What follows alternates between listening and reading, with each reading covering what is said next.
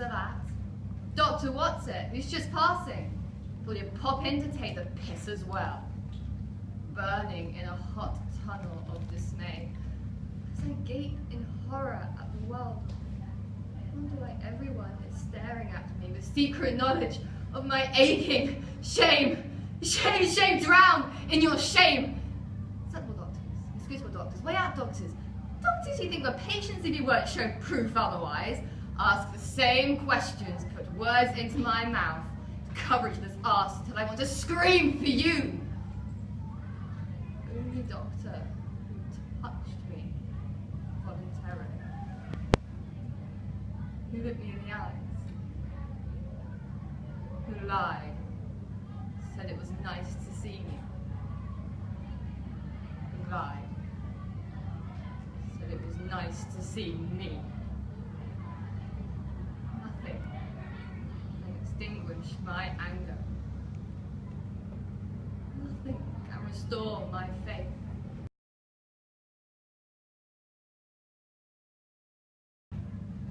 Or to open a can of tuna. I bet the scar's ugly as well. I mean, here we are in this stupid hospital, and I've some trainee who with a sickening smile will say, "Oh goody, I've never done stitches before." I'll be permanently disfigured. Hand modelling. It's another one of my careers that's out of reach. You know, I read somewhere that people can make a fortune just getting photographed holding items. Here's 1,000 grand just to hold a cereal box. Here's another 3 grand to wrap your perfectly formed fingers around a hot dog. Hand modelling. I'm adding that, definitely. Right up there with professional athlete of any kind. Anything that requires maths or science. Anything that requires strength and maybe coordination. I think that leaves me with ticket booth worker or a career in the arts. And you want to know what the real kicker is? I don't even like tuna.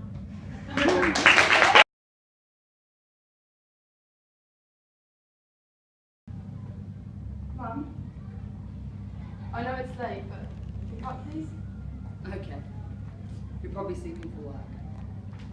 Okay. I'll just tell you when.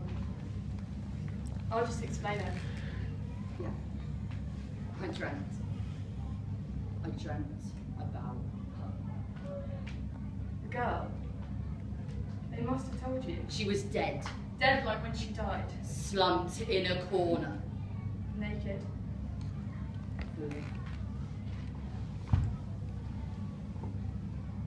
Full of holes. Bloody holes all over her body, with needles sticking out of them. But her face. The eyes were open, Around my neck. and I knew. Suddenly I knew. My head was... it was gone. I looked down and my body was leaking.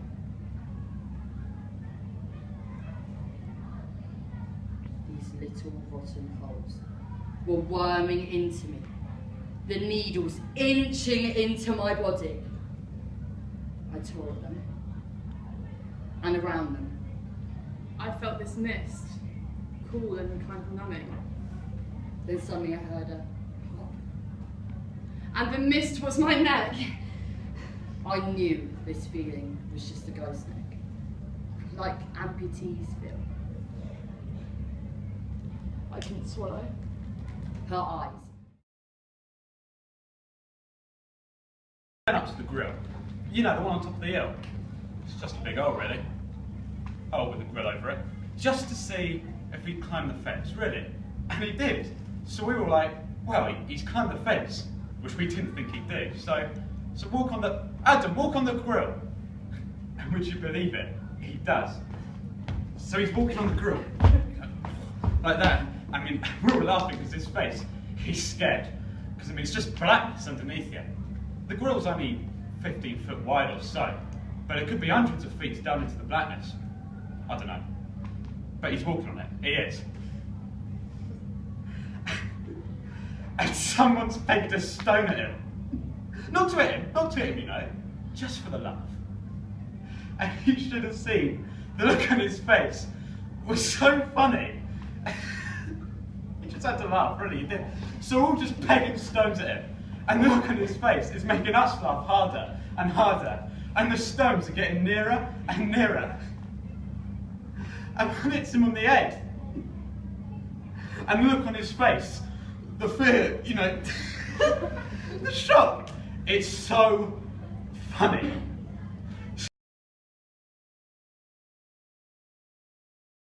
What to say? I'm scared. I'm scared that if I start crying, I'm not going to be able to stop.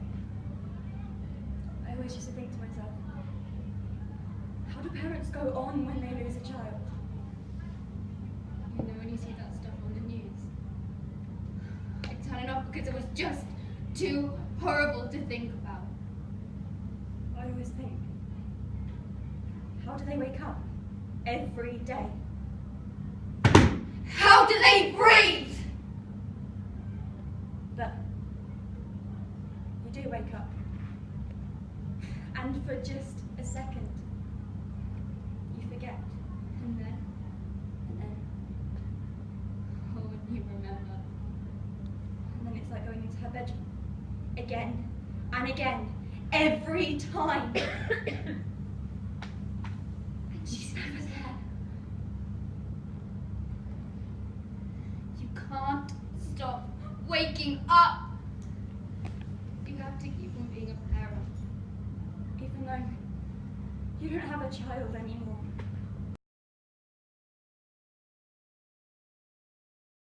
Something was irrevocably changed, and when I woke up, I couldn't remember why it was that I tried to commit suicide. And it was all right, even if Dad was a cripple. And I asked Mum what kept her going through everything what had happened, and she said there was this one day when she just couldn't cope anymore, and she got all these pills and a bottle of whiskey, and she lined them all up, and just as she was about to take them, she heard Dad moan from next door. So she went in and she sees him, and she looks down at his face, and on it was a smile. Just a smile, only for a brief second.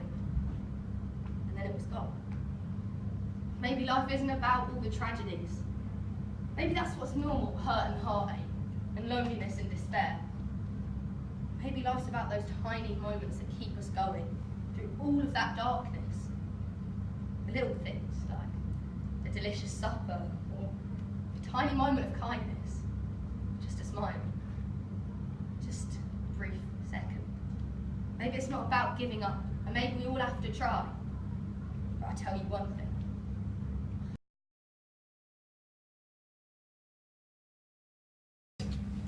What else could you possibly need to know? That's all of it. The whole case. That whole thing about hearing the boy yell. The phrase was, "I'm going to kill you." That's what he said. To his own father. I don't care what sort of man he was. That was his father. Good for nothing little prick. I know him. What they're like. And what they do to you. And how they kill you every single day. God. Can't you see? How come I'm the only one who sees? Jesus. I can feel the knife going in.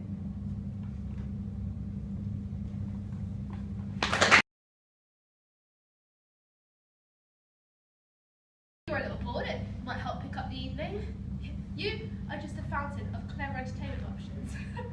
Yeah, let's do it now. Now, while you're really good at lick it up, but before you start throwing up those chicken nuggets, let's get you behind the wheel of a car and go for a spin. Maybe into a ditch. Maybe head on into a family of 4. Or maybe we could just T-bone an oil truck and light this town up. Then we could get a glimpse of the afterlife, make the night really special.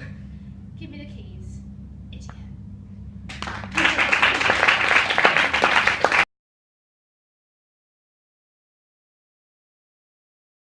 How the hell is she putting those groceries in her car without being high? I mean, that she was even in the store buying groceries, forget about it. This is what I'm talking about. Normal, everyday shit that people do, sober. Sober. You asked me about my fear of being sober. Let me tell you this. You gotta wonder how people do it. You gotta wonder how people get up every morning, get their kids to school, go to work, buy groceries, pick up their kids from some sports practice, go home, maybe cut the lawn, do some laundry, make dinner, go to bed, and then get up the next morning and start the whole process all over again.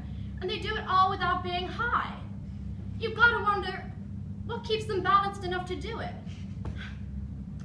There's life out there and it confuses the shit out of me. I'm not scared of being sober. I'm scared of being sober while standing in the checkout lane.